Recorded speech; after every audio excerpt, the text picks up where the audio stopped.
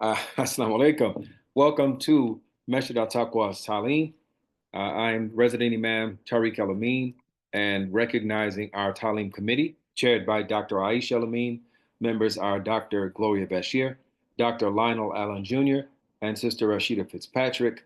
You can find all of our previous Taleems on our YouTube channel, YouTube / or / or whatever / Masjid Al-Taqwa Chicago. And you'll find our Taleems as well as Jumas and any other programming that we have uploaded. So we encourage you to peruse, check it out, share, like, and comment. All of those good things to help us break through the algorithm. Today's topic, well, before we begin with that, we're going to begin with Surah Al-Fatiha. Bismillahir Rahmanir Rahim. Alhamdulillahi Rabbil Alameen. الرحمن الرحيم مالك يوم الدين إياك نعبد وإياك نستعين اهدنا الصراط المستقيم صراط الذين أنعمت عليهم غير المغضوب عليهم ولا الضالين آمين الحمد لله رب العالمين والصلاة والسلام على رسول الله. All right, I'm going to get my screen set up for to share, so give me 1 second.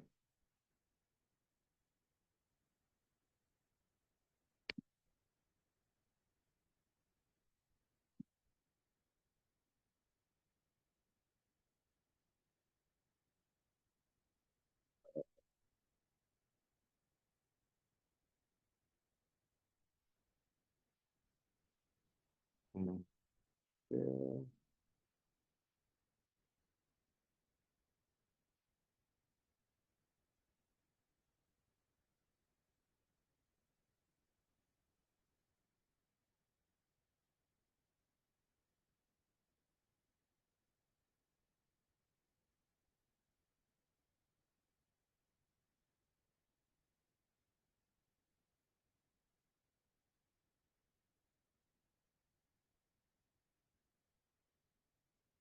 Okay.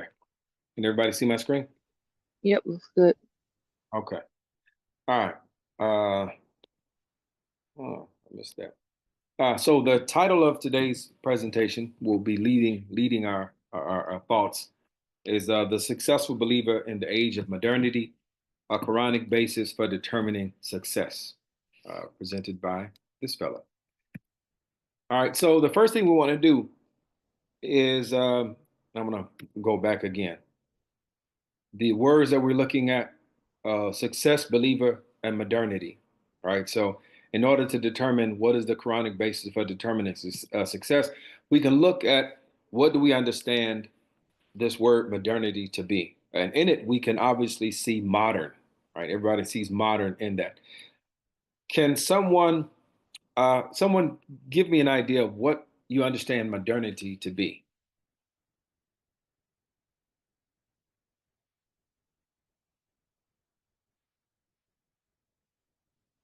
What do you think modern is? Current day. Success, Okay, I heard current day, and what else? success in, in the times of now, right now, modern times, right now, Okay, so success. 2025. Right, right. Okay, all right. So these are just two of the definitions. If you just look up modernity, and these are very surface level, but they'll serve for the purpose of our conversation today. So modernity defined as the self-definition of a generation about its own technological innovation, governance, and socioeconomics. And then another definition is modern can mean all of post-medieval European history in the context of dividing history into three large epochs: antiquity, medieval, and modern. So, and it's interesting, number one, just looking at the second one, I'm always wary when a definition includes the word that you're defining. Um, in this case, they make reference to today, as Ma'am Shahid mentioned, the modern time, 2025 today, right? And 2026 will be considered modern as well, right? 2027 will be modern. So whatever time period we find ourselves in, the contemporary, those people in that time will consider that to be modern. But that is also to say that we understand ourselves to be in the present, also a part, defining ourselves as a part of the past. If that makes sense to you.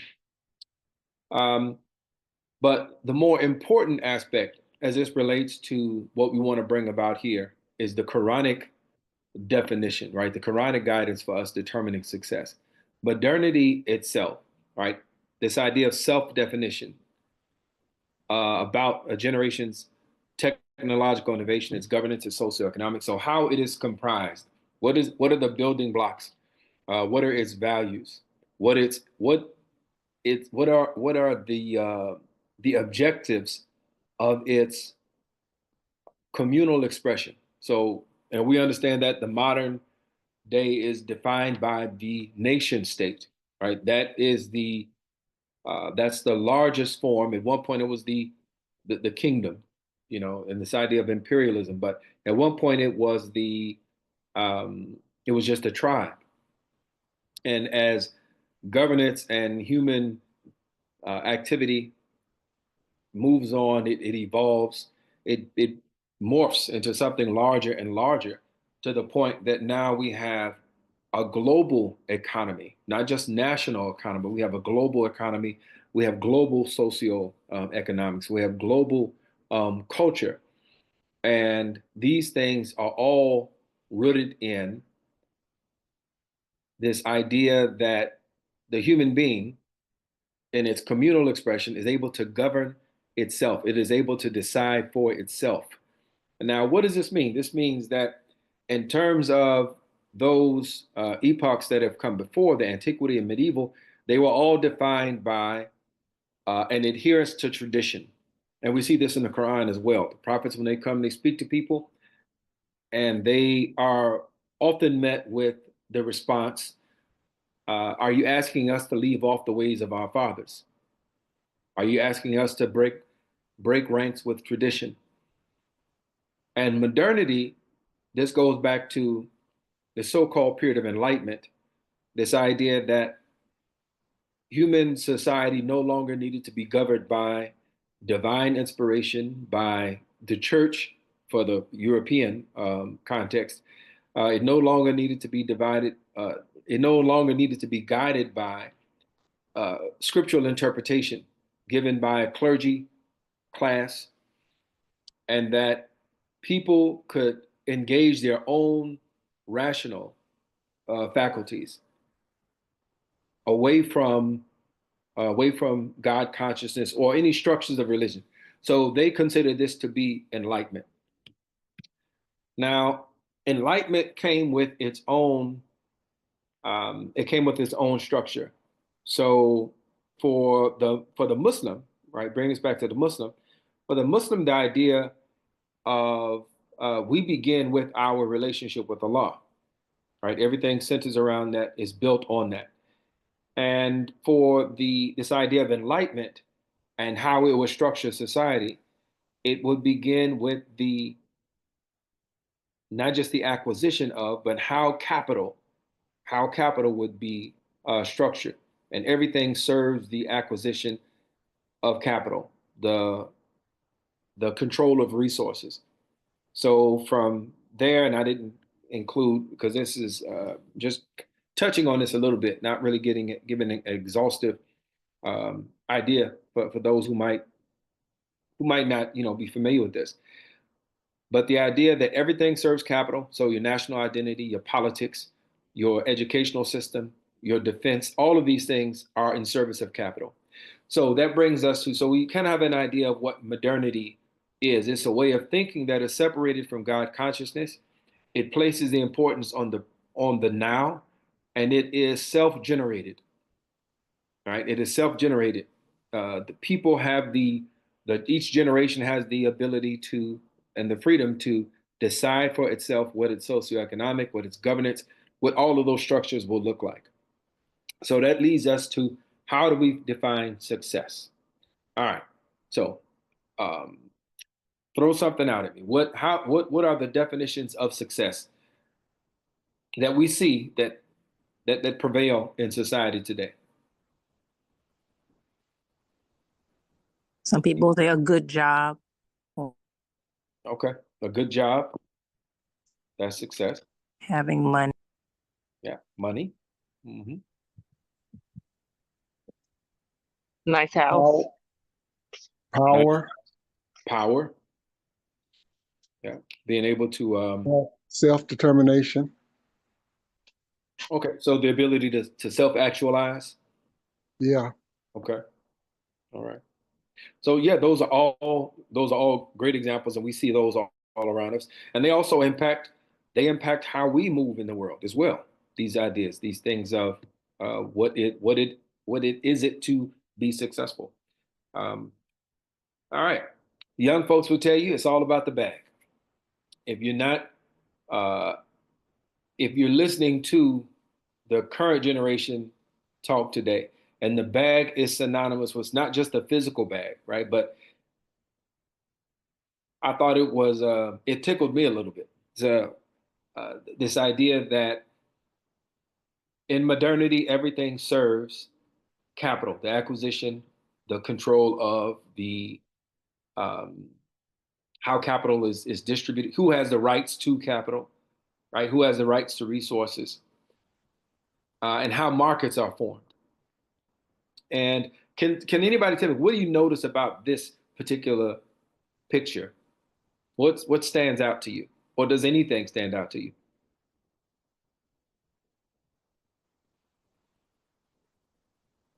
It's not obvious, but it makes me think that branding is here. There is one brand. Yeah, Okay. yeah. But everything looks like if I look at it closely enough, I'll find a brand. Hmm. Yeah, that's a good observation. Mm. There seem to be leather bags. I don't know. They're large. Hmm. And what I'll point out, and maybe somebody's thinking it, but you're just not saying it, is that this is also the impact of modernity, of being in a modern space where each generation has the not just the ability, but it's taken on the mandate of defining for itself what is not just the socioeconomic, but the cultural aspects of what is to be considered normal, right? The normative. The thing that still jumps out to me is not just the bags themselves, but I don't have pictures. There are no pictures of women here holding bags. Mm-hmm. We have is a picture for those if you might not recognize him. The bottom left, that's LeBron James. Um, and these two fellas in the middle are I think one of them is ASAP Rocky. He's a rapper, and I don't know who the fellow is next to him. I think that's who those two are. These are well-known entertainers. And of course LeBron James, who I have no bone to pick with in terms of his philanthropy, and you've not seen a better conducted athlete who represents himself, as a father, a husband, no scandal, so scandal free. But it just screams out at me that 20 years ago you would never see men carrying he's carrying a purse. Now they want to call them merces Yep. or whatever it is they want to call them, but it's a purse. Yep.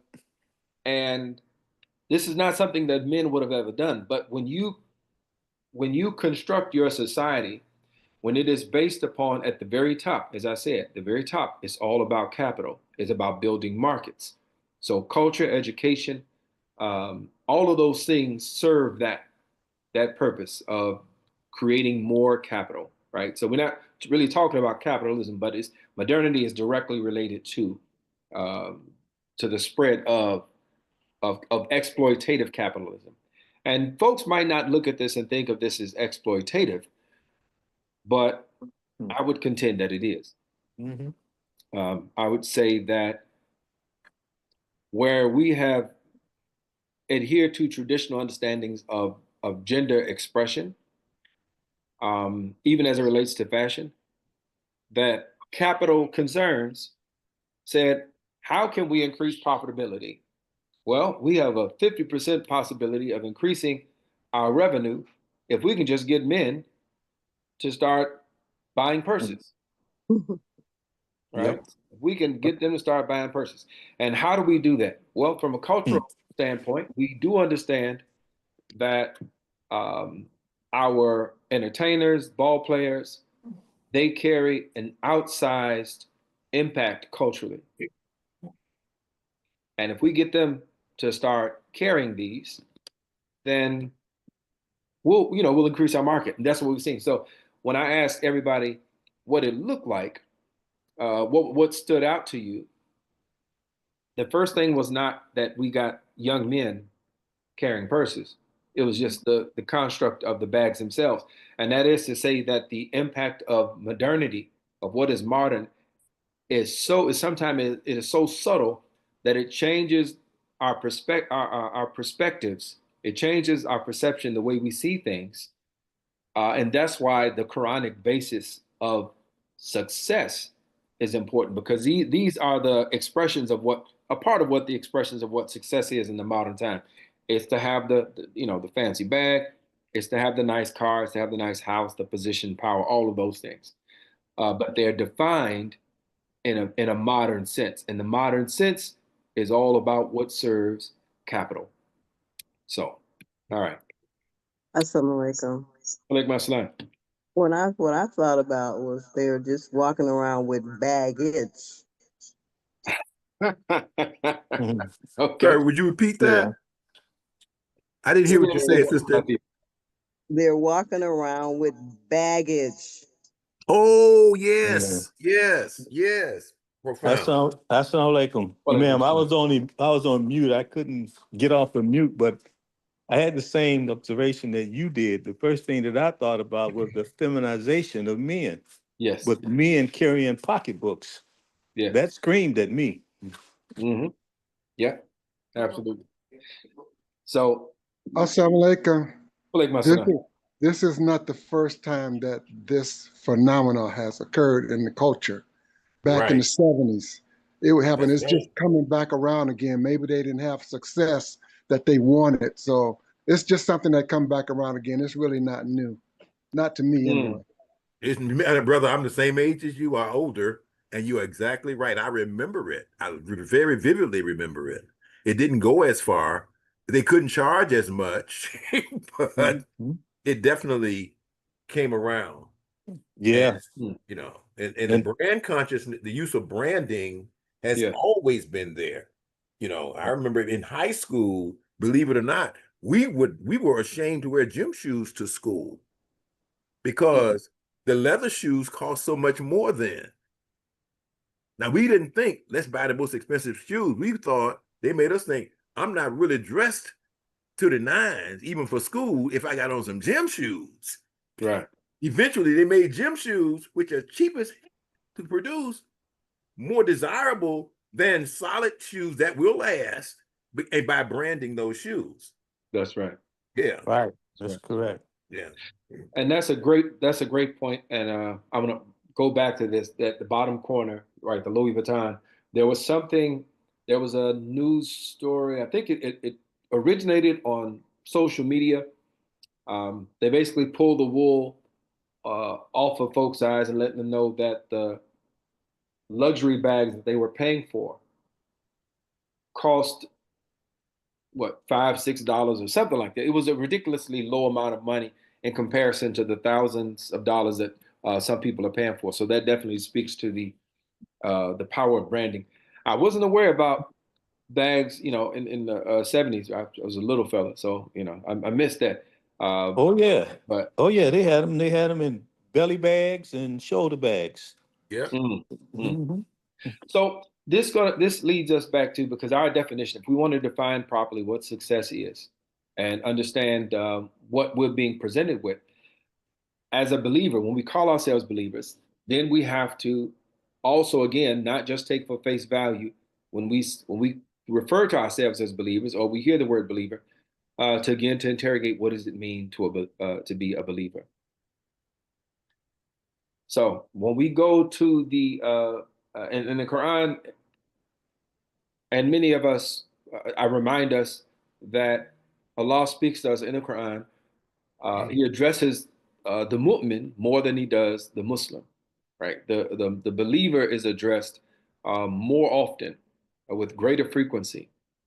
And a part of that is not just about the doctrine, because the believers are also represented. There are ayats where the Christians, the Jews, those who believe in the last day, who also are counted amongst the believers. All right. So Surah Al-Hujurat, 49th Surah, says, only those are believers who have believed, Bismillah, only those are believers who have believed in Allah and His Messenger and have never since doubted, but have striven, but have striven with their belongings and their persons in the cause of Allah. Such are the sincere ones. So we get an overview. Allah gives us an overview here. There's belief, right, in Allah and His Messenger. So we're speaking specifically to Muslims in this account, you could say, and have never since doubted. So again, going back to not belief, belief and faith. There is a distinction that you could make between the two. You could believe, you can believe in something, but not necessarily have faith. So it's belief and faith, and then the outward expression. They strive with their belongings and their persons in the cause of Allah. These are the sincere ones. So they couple faith with belief and action. So that's what we look for. Now, we mentioned a lot of what people consider to be the hallmarks or the representations of success. Good job, nice car, power, status, all of those things. Would somebody do me the honor of reading this? I'll be happy to read it. Please do. Do you know who the bankrupt is? They said, the one who has no money or possessions. The prophet said, Sallallahu Alaihi Wasallam, the bankrupt of my ummah is the one who will come to the day of judgment with prayer, fasting, and charity, but he will have insulted this one, slandered that one, consumed the wealth of this one, shed the blood of that one, and beat this one. So his good deeds will be given to them. Sahari, I guess a Muslim is the hadith. Yes. Oh, that's powerful. Yeah. Yeah. Excuse me, but that's got to be That's how I felt when I went over. Yeah. So going back to how Allah tells us who the believers are, very simple, from belief, faith, and action.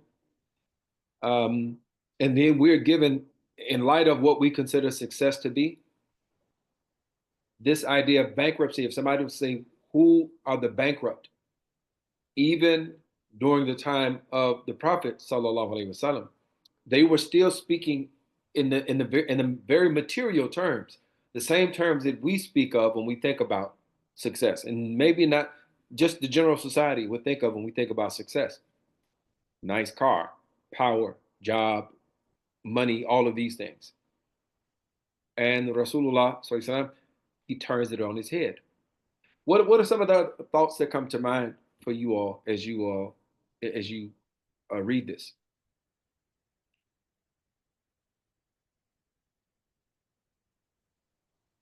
Well, I should say, do you see this we have a number of Muslim majority countries, right? We know we got major problems here, but our society is a modern society, meaning that it's not a society built on taqwa. It is a society built on capital, on material, right? They throw everything else under that.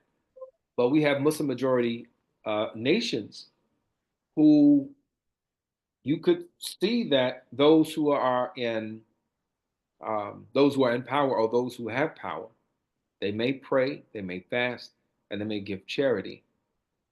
But after those things, after those actions, they have insulted, right? They slander, they consume the wealth of this one, share the blood of that one, beat this one. And really, I'm looking at this in terms of the expressions of governance, right?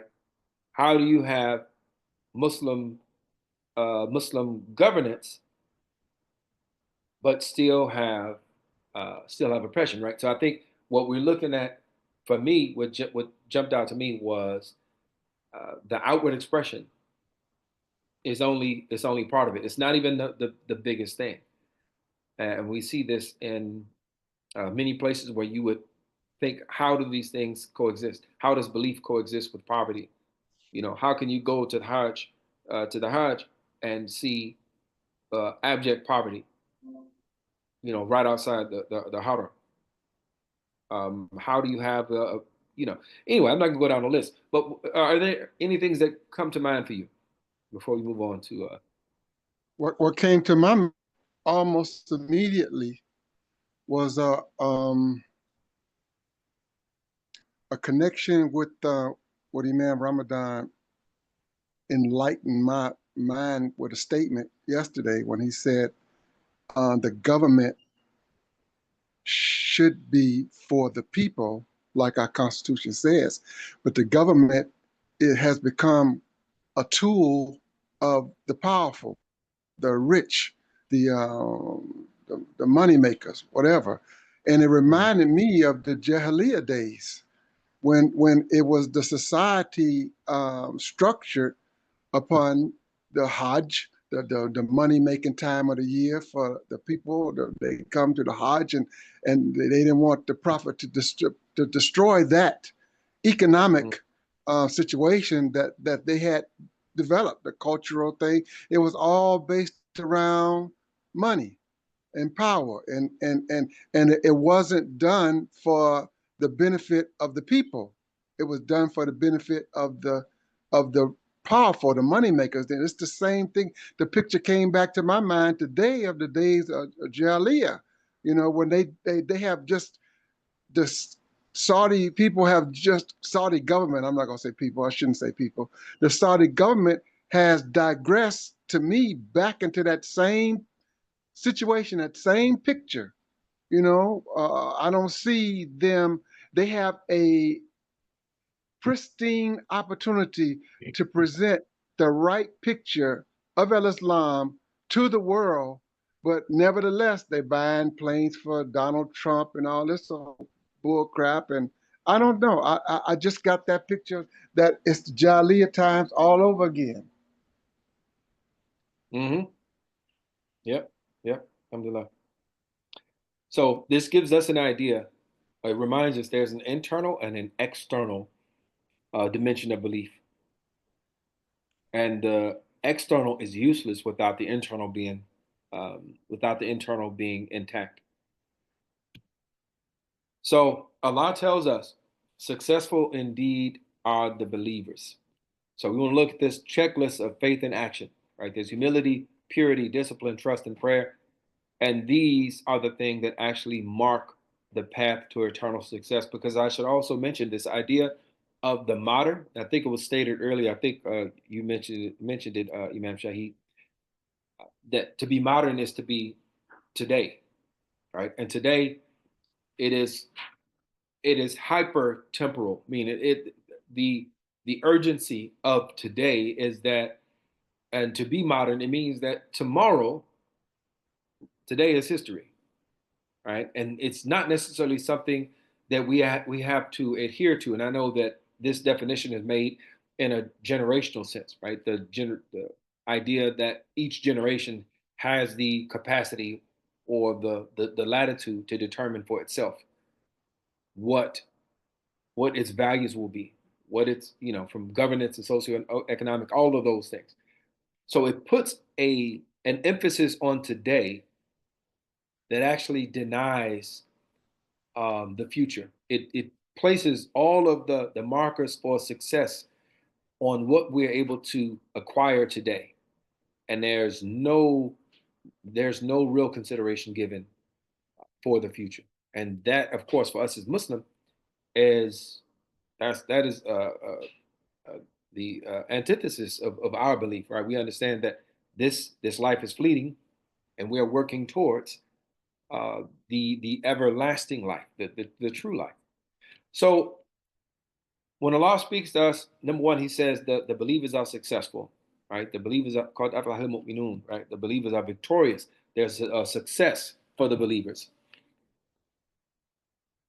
And before we go into this right here, would anyone disagree that it is harder to be, or requires more intention and more effort to be Muslim today than it did during the time of Rasulullah sallallahu alaihi wasallam?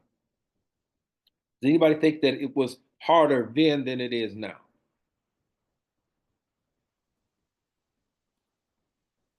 Oh, I believe it was harder then. You think it was harder then?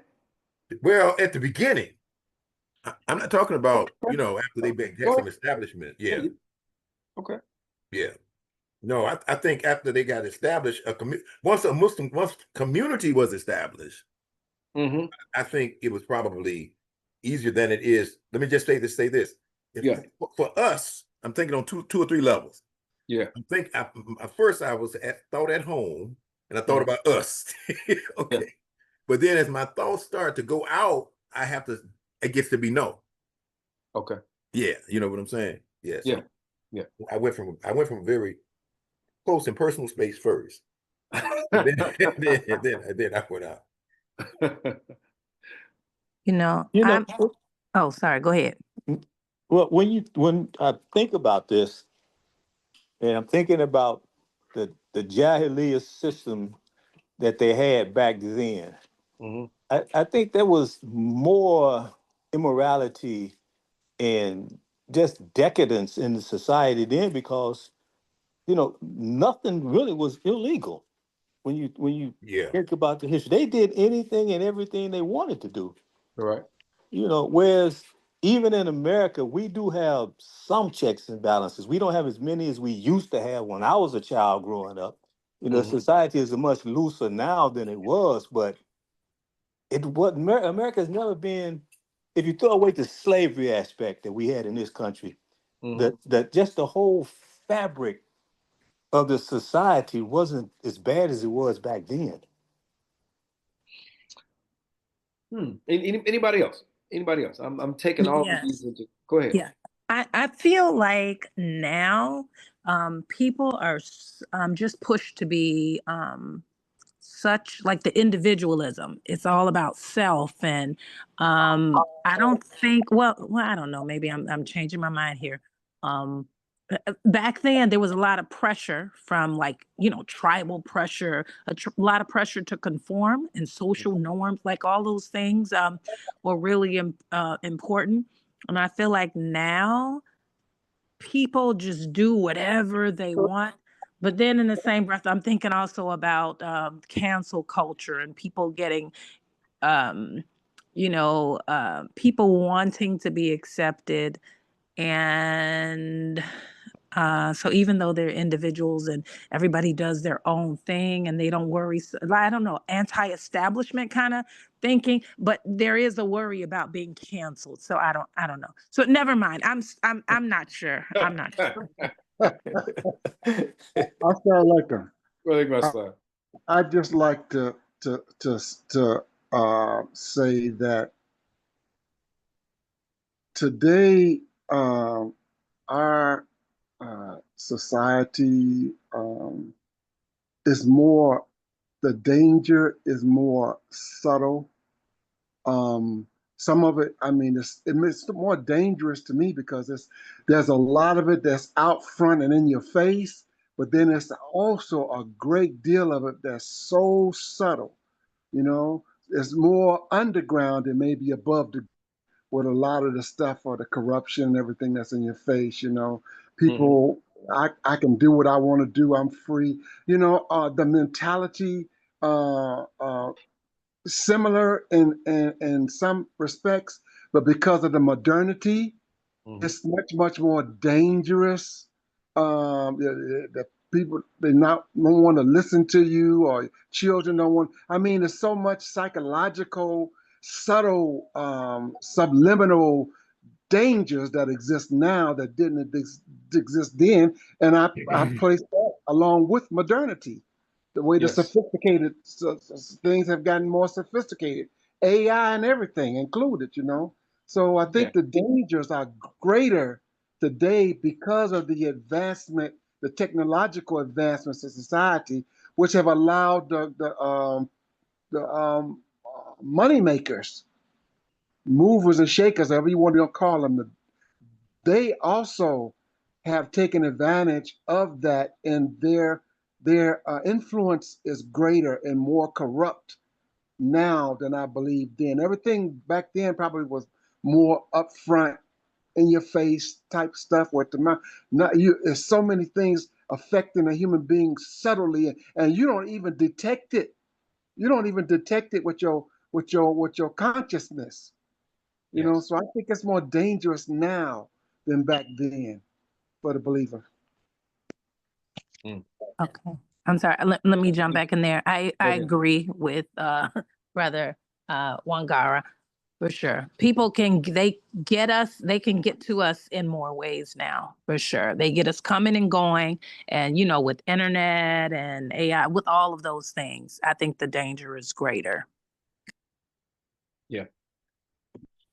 Assalamu alaikum. Like my son. Yeah. Now, was the question is this time more dangerous than it was in the time of Prophet Muhammad sallallahu alaihi wasallam?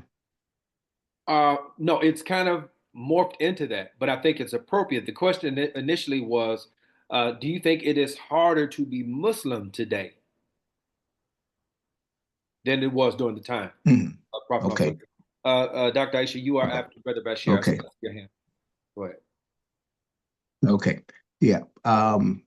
My perspective on it too is that in establishing Al-Islam at that period of time, it was hard. You usually in establishing something, and if we look at the history, the Muslims suffered during that period of time. We look at the Palestinian situation, and it was a similar situation that they endeavored from the Quraysh at that time. In fact, when they came to Prophet Muhammad, the believers, and complained about it, he pointed to the Christians who went through similar situations.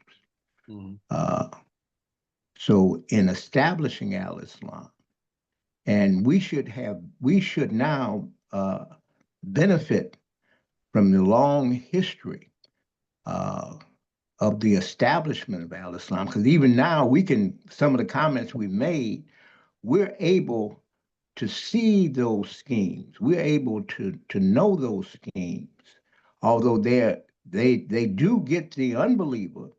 Muslims are at a better advantage of handling these issues than they were at that time, because they didn't have the knowledge. The knowledge has grown with us, even with Imam Muhammad radiallahu anhu, who gave us great knowledge and taught us early about subliminal seduction and those things that they're doing in society, and to entrap us and take us away from the success that Allah wants for us. So that's my kind of take on it at this point. Thank you, Brother Bashir. Dr. Aisha. And I would say that it's the same. If we're thinking about modernity, what is happening right now, and if we know that Shaitan's promise is to meet us on our path in the front and the back, and to try to deter us from that, it looks different, but it's all relative to that particular time. So I don't think there's a right way to make a comparison, because those folks were going through what they were going through, and Shaitan was intervening in the ways that were most relevant to that time. And I think that continues to happen. And people 100 years from now will say the same thing, right? I think so. I think it's all relative. There will always be a challenge with doing the right thing, because Shaitan will always be in the path. Okay. Thank you all. So one thing I want to first make clear, just in case it was maybe a subtle suggestion that was not intended to be, we obviously appreciate And we appreciate, we revere, we honor the sacrifices of those who came before us. And what we're reading right now about in Revelations, the Sirah of the Prophet, and he's talking about the Sahaba and all of the hardships that they endured, right? Because they didn't just believe, they had faith, and then they were willing to demonstrate that, right? So they went through, right, tremendous trials. So we honor that, we respect it, and we recognize that we would not be here without that. What I'm pointing to is, I think, something that Imam Shahid mentioned, which was modernity is really represented by the big representation of modernity is technology, is industrial advancement. And all of these things, in a modern sense, again, they serve capital. We also are reading in the book that the tribal ethic that existed, yeah, it was Jahiliyyah, right? There was a lot of craziness that went on, but there was also a tribal ethic and a belief that loyalty and honor, right, were, and generosity and hospitality. These were things that were valued in Arab culture, in the society. So it was not just complete. It was not a society that was devoid of any worth, right? That's not the statement. But the advent of technology, it's changed the way that information is exchanged, the way that ideas are transmitted, the way that culture, the way art, all these things form around that. One of the things we talked about on the tour during the first experience under the leadership of the Honorable Elijah Muhammad, the community was able to expand. The message was able to get out through the use of technology, right? Through the radio broadcast. That was a major part of the propagation, spreading the word and getting people familiarized with the activity and the mission of the nation. Today, technology has made tremendous leaps, tremendous leaps. So what I'm saying, when I say it's harder, this ayat here talk about khushu, right? This humility says they stand before Bismillah, they stand before Allah with awareness, humility, and focus, not just bodily movement, but a heart that's present. I would say that it is, not going to say infinitely, right? I don't want to exaggerate, but I believe it is much more difficult to stand with focus today at any time, not just in prayer. It is much more difficult to be focused, period, let alone with humility, right? Today than it was 100 years ago, or even 30 years ago, right? Uh, the the pulls on our attention and our focus that have come with the advances in technology. Those things come with us all the time. We use our phones, we use our technology, we use, we got smart televisions, all of these things, which during the time of the Prophet, peace and praise be upon him, if a person wanted to clear their head, if they wanted to focus, they could just walk off, walk down and sit on the side of a cave or sit in a pasture by themselves, go outside and look up at the stars and think. There are allusions to this with Prophet Ibrahim alayhi salam. Says he went out and he's observing the sky. He's looking at the sun. He's looking at the stars. He's looking at the moon. This attachment to this connection and awareness of nature as a matter of intention has been interrupted with technology. And I'm not anti-technology, but I'm saying that I believe it requires much more intention and focus today to stand before Allah, to just to have your own mind. It requires much more attention or intention. So that's why I say it has become more difficult, but only in the light of Allah says He does not place a burden on any soul greater than its capacity to bear. And from the individual understanding of that, as well as the communal understanding of that, is that as our burdens become heavier, they only become heavier as we become stronger. So I say also, to some degree, there is a strength that, or capacity for strength, that may not have had to be exercised at that time that we have today, if that makes sense. So that's the first thing, is standing before Allah with awareness, humility, and focus, not just bodily movement, but a heart that is present. And there is, I should mention, and I don't know if we're going to get through all of these, but I should mention that each one of these things that are characteristics, that are behavior patterns of the believer, the successful believer, there's also I'm just going to use corporate as a stand-in, right? But there's a capital, there's a corporate incentive for to reject those things, the opposite, right? There's an opposite corollary, right? Says avoidance of idle, vain talk. Says they don't waste time on distractions, gossip, or what doesn't benefit the soul. How does that? It would seem pretty easy. We think about the tabloids. There's a whole industry that is based on idle and vain talk. There's a corporate, there's a monetary, a capital interest that is served by doing the exact opposite of what Allah says of the believers, that their behavior, they don't waste time on distractions or gossip, what does not benefit the soul. It's a whole industry based on that. This is modernity.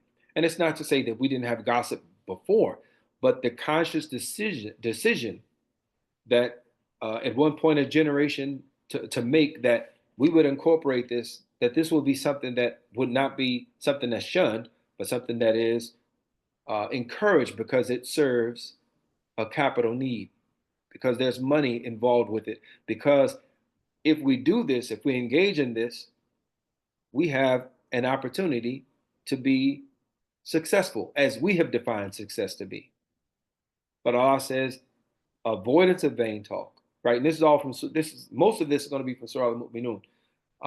Not all of it, but this is from Surah Al-Mu'minun. It says they don't waste time on distractions, gossip, or what does not benefit the soul. So the soul is first. Again, modernity places at the very top, everything is that comes from that is going to be in support of capital. For the Muslim, it's the soul. That's the very top. Everything is based, or should be based, on that. All right, so let me see it. And if anybody has an interjection, feel free. They don't waste time on distractions, gospel, what does not benefit the soul. Third thing, they're active. Go right ahead.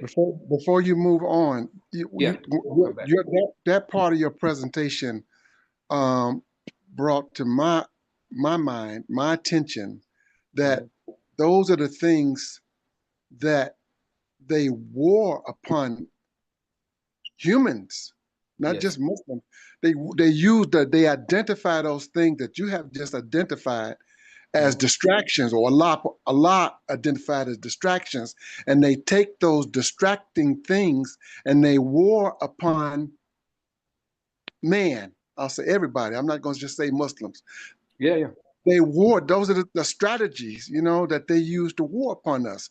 And some of those things operate below our conscious radar, and that's why I think it's more dangerous now. I agree. Thank you for that. I'd like to make one comment. Go right ahead. You're breaking up, Brother Bashir. Because when we talk about the soul, I said you were breaking up, Pardon? but I think you're clear now. Go ahead. Can you hear? Okay. When we're talking about the soul, spinning on the soul, in everything that we do affects our soul. And every decision in every area of life that we do, we have to think about our soul. And I think too, in this discussion too, that we're talking about modernity and material, we're a balanced community. That's right. A lot tells us that we should be a balanced community, not going too far to the right or to the left. So we want all of these material things, but we want them within the context that Allah has given us in the Quran. As the Imam said, that we're going to remake the world. Mm-hmm. He said, but we're not going to throw everything out. And we can see that too in the time of Prophet Muhammad, when they look back at the Greeks and seeing the Greeks, what contributions they made to civilization. So we can see the contributions too that others have made and put them in their proper context. That's something like that. Well, like my son. Wonderful point. All right, so we're going to make this our final, and we'll pick back up next week, inshallah. So they're active in purification, zakat. So they purify their wealth and their hearts through generosity and service. And we have a belief, number one, that our wealth is not just our wealth, right? We believe that our wealth, what we have, Allah tells us that we recognize that the poor, right, those who are dispossessed, the vulnerable, they have a right. They have a right to a portion of what we have. And if we hold on to it, it's like a fruit holding on to a tree holding on to fruit. The idea of what is it? It rots on the leaf or on the branch on the vine, right? That it needs to separate itself for the benefit of others, right? So this idea of hoarding wealth is something that is it could be a tendency within the human being, but our intention, our active intention, is that we want to purify what we have, and we do that through our generosity. We do that through our service by again pulling away from this this individualistic ideology, this focus on I'm just going to get mine. I want to go back to the picture of the bag, but I'm not going to bring it back up. I'm not just going to try to focus on my bag. I'm going to close this out right here. All right, where's Zoom at?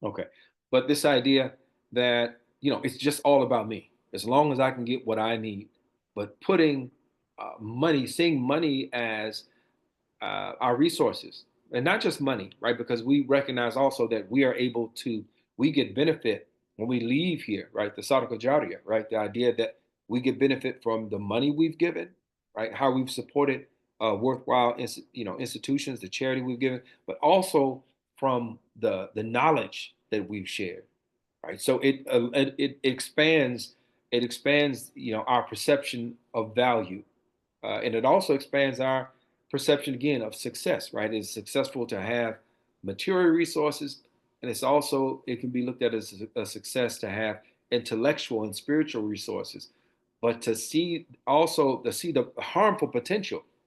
The harmful potential in those things is like that tree with the fruit, it rots on the vine. It didn't get picked. It was not given.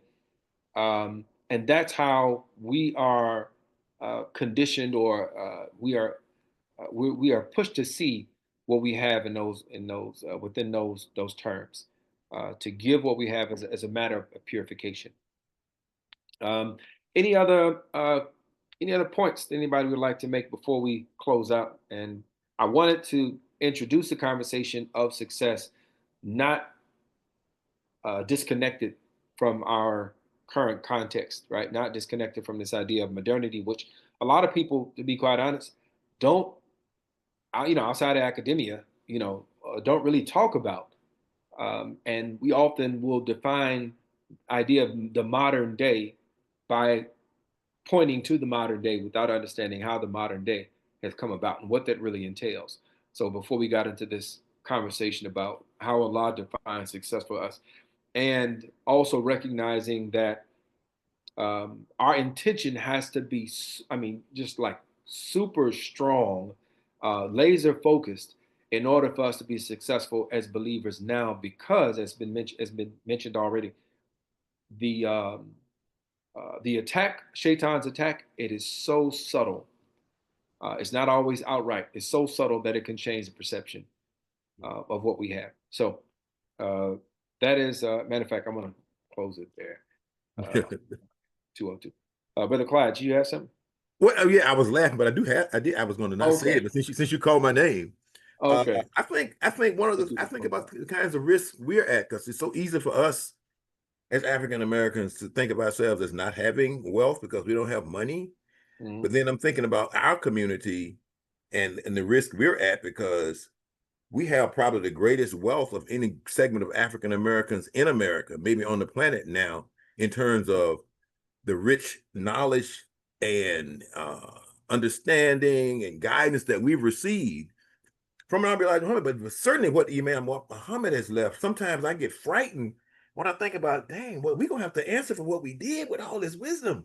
And I'm saying, Clyde, you better get up and do something. Can you think about how you can put an institution together or something? Because people need this. And a lot of Muslims on the other side of that is, I see a lot of Muslims doing great things. I went to my high school reunion. They have a Muslim principal at my high school now, whose name is El-Amin, by the way. It's in one of the poorest communities in Detroit, and he's taken that school and he's turned it around. They have about 700 graduates. They have 700 students, about 300 graduates, maybe 200. Every one of them was going to college. And he came to our reunion, and I saw, and I talked to him briefly, and I saw his sincerity. And I said, this is encouraging to me, because I think we're gonna have to answer for what we did with this, you know. And I don't want, I want to keep myself remembering it, because forgetting is not an excuse. Absolutely. Because certain things lead to forgetting that are not good things. Yeah. Thank you. Assalamu It's me again. All right, this is the final one. Close us out, Brother Bashir. If I can share this with you in relationship, to we'll talk about the industrialist and the religious person. Something that I recently read Imam Muhammad talk about Cain and Abel, and relating that Cain was the industrialist, and Abel gave the sacrifice of the agriculturalists, and one sacrifice was accepted and the other was not. And he points out that the industrialists that we see in society, they think they're doing God's work also. That what they're doing is a benefit to mankind, which it is. But he was saying that Abel's gift of the lamb was a mercy. And I'm saying sometimes we don't see in them the mercy. We don't see the mercy in their, the Trumps, the Elon Musk, and those others. And I think that is a contrast or something that we need to focus on, too, in this society, in this talk. That when we talk about the believers and their success, because that is our success. We benefit from these things, but a lot of times the mercy is not there. The great big beautiful bill with no mercy in it at all. So I hope that will. I hope I was somewhat clear on that. But I'll leave it there. Okay, I got Blake Masna. Thank you for that. I got questions. Not gonna bring them up now. We'll address them inshallah a little bit later on. But I do want to close by giving us a practical reminder. We got through the first three tenets of success for the believer, right? The first was khushu', right? The idea of standing with intention and complete presence. And of course, it's related to the prayer, which is most important, right? That's the most important meeting we have, right? Standing with intentionality, full presence, not just the body, but presence of heart. And the second was avoiding vain talk. And that is something for us to keep in our minds. And the last was zakat, right? Purifying our wealth, and to see our wealth as something that could be a benefit or as a harm to us. So inshallah, throughout this week, bring these things to mind, think about them, and hopefully we can, in our remembrance, these things will help us to become better, inshallah. So thank you all. We're going to close with Surah Al-Asr. Bismillahir Rahmanir Rahim. Wal Asr. Inna al-insana lafi khusr. Illa alladhina amanu wa amilu salihati. Wa tawassaw bil haqqi wa tawassaw bis sabr. Ameen. Ameen. Ameen. Thank you all. I mean.